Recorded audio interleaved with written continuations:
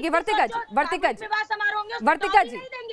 चलिए यहाँ पर किसी की मंशा पर, किसी की टाइमिंग पर, जब भी महिलाओं की बात आती है, चाहे संसद में 33% आरक्षण करना हो, अगर अभी तनख्वाह बढ़ानी हो तो 2 मिनट में सारी इश्यूज जो है खत्म हो जाती है, तुरंत तनख्वाह बढ़ जाती है, सर्वसम्मति से बिल पास हो जाते हैं। लेकिन जब महिलाओं की बात आती है तो वादे और हकीकत में काफी डिफरेंसेस होते हैं। जब से ये प्रपोजल आया है सामने, तब से लगातार इस तरह के बयान आ रहे हैं जो बहुत ही ह्यूमिलेटिंग है एक महिला के लिए।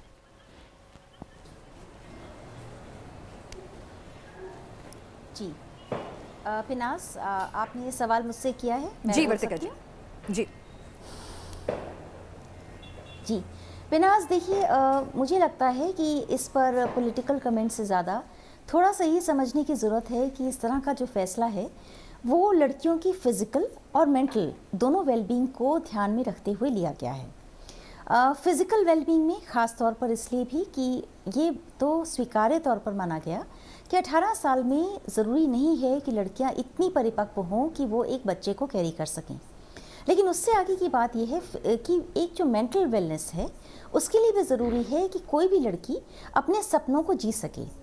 ये अक्सर देखा गया है कि भारत भर में भी अच्छे से अच्छे कॉलेजेस में जब बच्चों की एडमिशन होती है, आने के बाद कई बार बहुत अच्छे घरों की लड़कियों के दिमाग में भी एक ये दबाव होता है कि 3 साल में कॉलेज होते होते शायद अब उनकी शादी हो जाएगी। जी। ऐसे में अगर ये उम्र सीमा बढ़ती है तो सबसे बड़ा फ़ायदा ये होगा कि सरकार वो ये कह रही है कि कोई वो एम्प्लॉयबिलिटी और वुमेन एम्पावरमेंट पे काम करना चाहती है। मुझे लगता है इसके अलावा एक बहुत बड़ी बात ये होगी कि लड़कियों को एक अलग एक्स्ट्रा एक टाइम मिलेगा जब वो अपने सपनों को सोच सकती हैं, उन्हें सींच सकती हैं, वो इंटर्नशिप कर सकती हैं, नौकरियों पे जा सकती हैं। अगर 18 साल की उम्र जैसे रही है, ऐसा कई बार होते हुए हमने खुद ने देखा है कि बच्चे जब इस दबाव पर आते हैं, जब उनके परिवार कहते हैं कि ठीक है अगर अच्छे कॉलेज में भी एडमिशन मिल गई, ये होते होते अब इसके बाद तुम्हारी हम शादी कर देंगे। लेकिन जब एक नियम बनता है और उम्र जब बढ़ती है तो उसका सीधा असर लड़कियों की उस सपने पर पड़ेगा जो वो जीना चाहती हैं। जैसे कि अगर आप आज एक जर्नलिस्ट हैं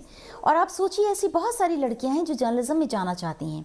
और जब वो अपनी इस इच्छा को अपने घरों में जाहिर करती हैं, कई घरों में ये दबाव होता है कि अब शादी की उम्र हो गई, अब तो शादी हो जानी चाहिए। लेकिन जब सरकार ऐसा कहती है कि अब शादी की उम्र 21 है, तो ऐसा करके मेरा ऐसा मानना है कि वो वाकई लड़कियों का भला कर सकती है अगर लड़कियों को वाकई वो आज़ादी मिल जाए जब वो अपनी ज़िंदगी को जी सके। बिल्कुल, तो आपने एक बहुत वाजिब पॉइंट रखा है कि अगर फिजिकल और मेंटल वेलबींग के लिए बहुत ज़रूरत है, और मैं दोबारा आऊँगी साधना भारती जी के बाद, शायद इसमें पॉलिटिकल मंशा के साथ साथ उन्हें लड़कियों का वेलबींग जो वर्तिका जी ने कहा है वो भी समझ में आएगा।